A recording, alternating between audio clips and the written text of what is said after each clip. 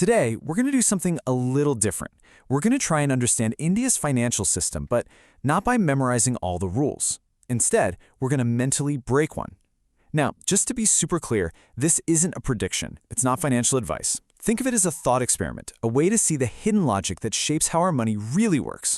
So how do you actually get your head around a system that's as massive and complex as a country's tax code? I mean, this thing touches everything, right? From your long-term savings all the way down to your daily cup of tea. Well, when you think about it, you've really got two options. Well, you could try to memorize thousands upon thousands of pages of rules and regulations. Good luck with that. Or there's option B. You change just one rule in your head, and then you just sit back and watch the ripple effects. We're going to go with the second one, because that's where you find out how the system is really designed. Yep, we're diving straight into option B. This whole what-if game is going to help us see what our financial systems are actually built for, what they prioritize, and maybe even more interesting, what they're designed to completely ignore. Okay, so let's get into it. The best way to think about this is as a tool for thinking. The questions we're about to ask are designed to pull back the curtain on how money and taxes actually work in the real world. First things first, and this is absolutely key. Tax laws are never neutral. You got to understand that every single rule is a choice someone made. And these choices, they create these powerful incentives that push us in certain directions. They reward some behaviors and kind of, well, quietly punish others, often without us even realizing it's happening. And that brings us right back to our main idea here. Asking what if isn't just wishful thinking. It's not about dreaming up a fantasy world. It's a way to peel back the layers of the system we have right now, to see it more clearly. It's how you discover what the system truly values. All right, let's kick things off with our first big what if. And this one really shines a light on a huge blind spot in a lot of tax systems, the family. So here's the question. What if a married couple could split their total income for tax purposes? See, right now in India, you're taxed as an individual, not as a household. So what would happen if the system actually saw a family for what it is? A single economic unit. And this is where you see a major disconnect. Think about it. A family where one person earns 20 lakhs pays a lot more in tax than a family where two people each earn 10 lakhs. But their household income is exactly the same. Their lifestyle could be identical. The system sees two totally different situations, but for the family living it, it's just one reality. So what does this tell us? It tells us the system is built for one thing, making the administration simple. It's not built for household fairness, it's just easier to do the accounting on an individual basis, and the side effect is that it completely ignores the shared financial life of a family. Okay, let's take this a step further. Here's another what if. Millions of homes run smoothly because of a mountain of unpaid work. Cooking, cleaning, childcare, managing everything. Usually it's one partner doing all of this. So what if the system actually recognized that as a real economic contribution? Right now, the system puts the value on that work, 0. A big, fat 0. Why? Simply because no cash changes hands. But in reality, that work is the engine of the household. It's what allows the other partner to go out and earn a salary that is taxed. So it's completely invisible to the economy, but it's absolutely essential. And this exposes a really fundamental rule of the game.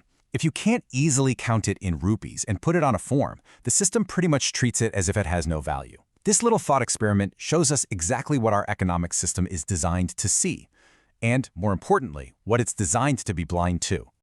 All right, let's move on. Our next what if deals with this invisible squeeze that millions of us feel on our finances over time. You know that feeling?